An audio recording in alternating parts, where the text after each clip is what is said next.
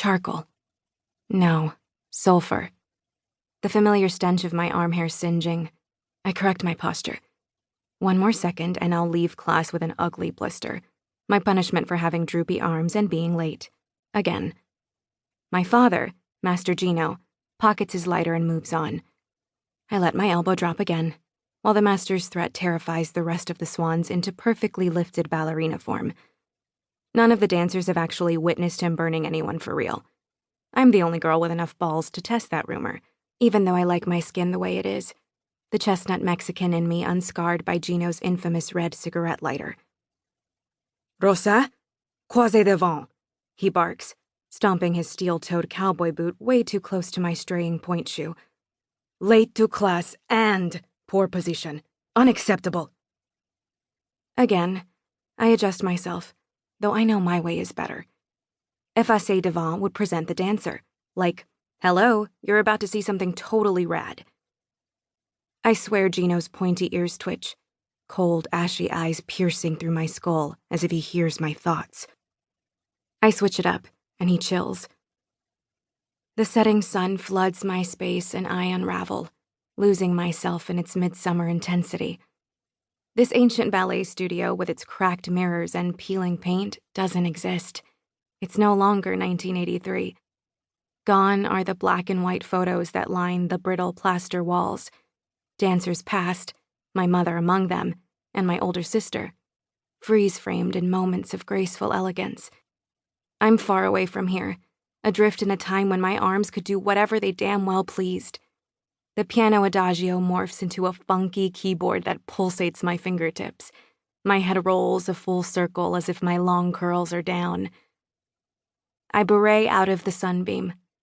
The funk disappears and I'm back in the present, just in time to see the side-eye Gino's giving my midsection.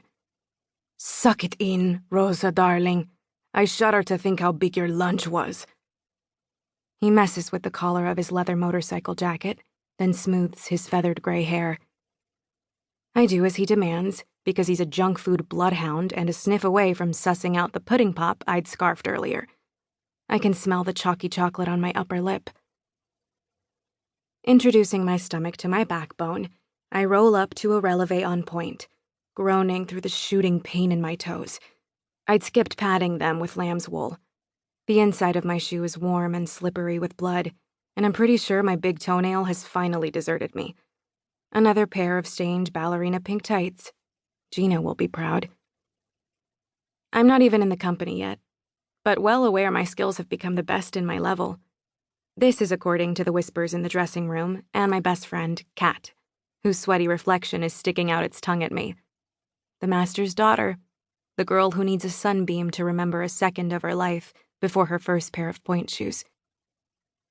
He nods at my fluid arabesque, and for a quick, feathery scale on the piano, it's as if we're the only ones in the studio. It doesn't last. But his rare show of approval pushes me to point my toes until my arches cramp. He leaves my mirror space to torment another sorry swan, and I contort my pissed-off foot into an ugly sickle. So unlike the principal I'm supposed to become. Principals are the elite, the company's top dancers, Gino reminds me to exhaustion, every single day. On the outside, I have all the pieces. Paris opera ballet feet, flexible back, complete 180 turnout, and strong, tireless extensions. Stuff my genetics get all the credit for. If only I had the heart. I was born with one. I know this because I feel it speeding up as Gino circles back around to me. But only a tiny part of it belongs to ballet. The rest? Well, this is the reason I'm here. Because she can't be. The Dominguez principal legacy rests in my God-given high arches now. Save the purple eyeshadow for your school dances. It's garish and distracting. Gino flips his hand in my face and I wobble, rolling off Pointe. His boots clack over to Miss Stick-Up-Her-Tutu Stacy. He stands behind her, cupping her face. Ladies, if you're going to wear makeup to class, this is the proper way to do it.